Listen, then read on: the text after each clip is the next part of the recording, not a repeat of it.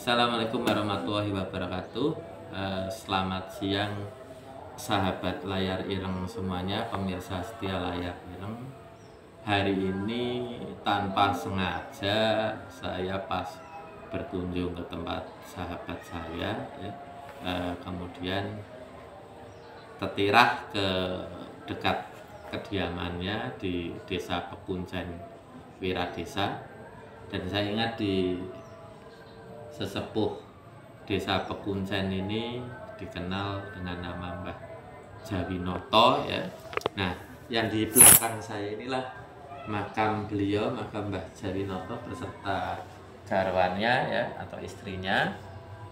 Nah, kisah daripada Mbah Jawinoto sendiri, beliau adalah tedak turun dari Prabu Brawijaya V yang kemudian kepada Raden Patah ya.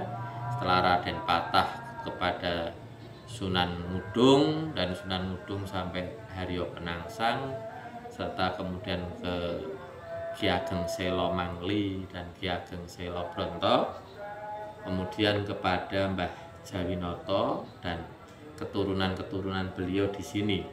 Jadi kalau kita lihat banyaknya garis silsilah keturunan beliau di sini, artinya Mbah Jawinoto menetap di sini cukup lama ya.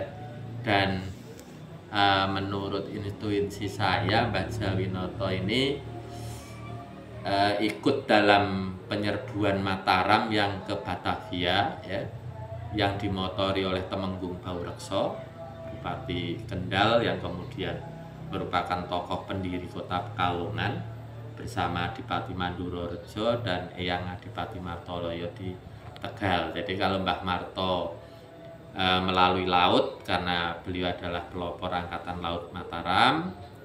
Nah, infanterinya ini Temenggung Baurekso dibantu sejumlah bupati-bupati pesisir lainnya ya, seperti Bupati Mandurorejo, kemudian dari Lumajang juga ada Pangeran Noyontoko-Kusumo yang kemudian putranya, putra dari Bupati Lumajang ini yang namanya Pangeran Noyontoko-Kusumo, yang menumpas kekacauan di Pekalongan ketika pembocoran logistik Temenggung Baurekso yang dipimpin oleh Kebun Danu ya.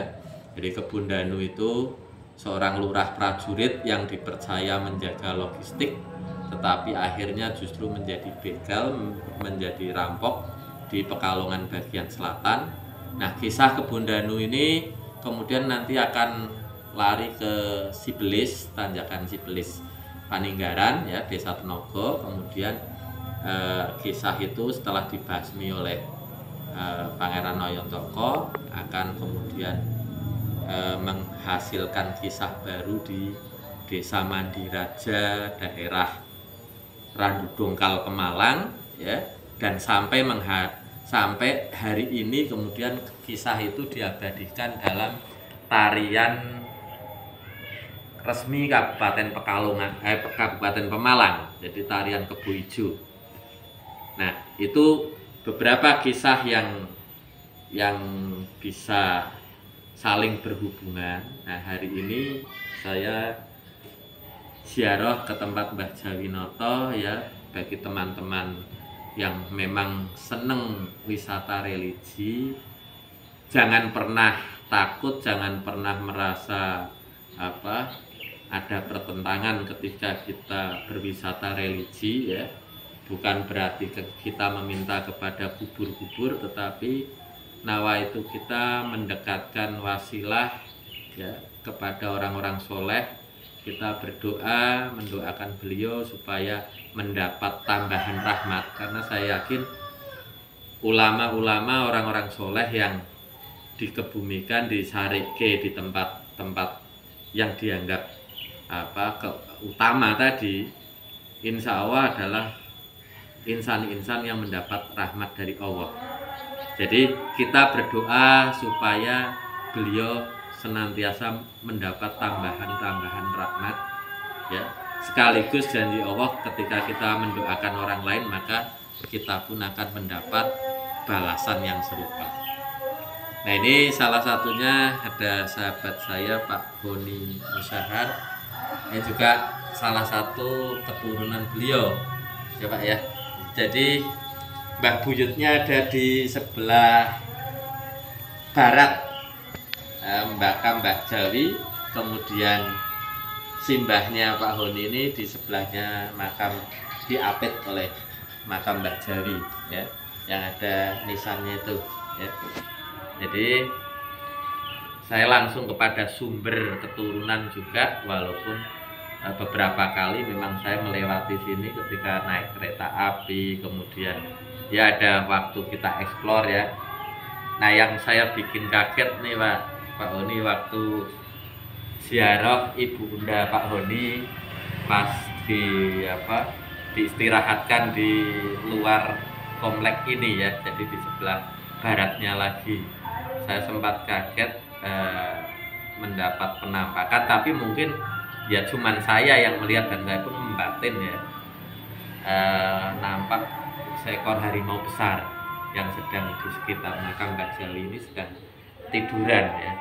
Nah, saya coba tanya ke Pak Honi, ternyata memang sering ya Pak ya kalau malam menampakkan itu, tapi saya lihat itu pas siang Pak, pas sore kita waktu rame di pemakaman Ibu dengan itu. Nah, cerita-cerita masyarakat juga tampak sering di rel nih. Di rel itu masinis biasa berhenti ketika ada hal-hal seperti itu, berhenti sejenak untuk sekedar menghormati, kemudian jalan kembali setelah kesayangan Mbah Jawi tadi turun gitu ya. Nah, itu satu kelebihan dari orang-orang ulama-ulama, pejuang-pejuang yang soleh. Konon meskipun sudah meninggal, tapi bahwasannya mereka hanya berpindah alam karena kuasa Gusti Allah. Jadi di alam barzah pun kadang-kadang Allah masih ya, kita bisa lihat itu kereta lewat.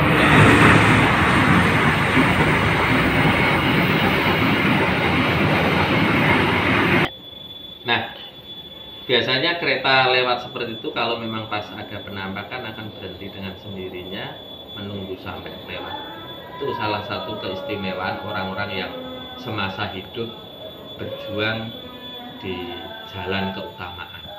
Mudah-mudahan kisah kepahlawanan dan kesolehan Mbah Jawinoto ini bisa menjadi refleksi bersama dan kita membuat diri kita lebih baik lagi untuk terus berbuat baik dan terus mendekatkan diri pada Yang Maha Kuasa. Terima kasih, jangan lupa untuk like, komen, subscribe ya, agar kami secepatnya mencapai 1000 subscribe dan bisa live show untuk eksplorasi malam ataupun adu nyali malam ya di tempat-tempat yang dianggap angker maupun keramat. Demikian, salam layar.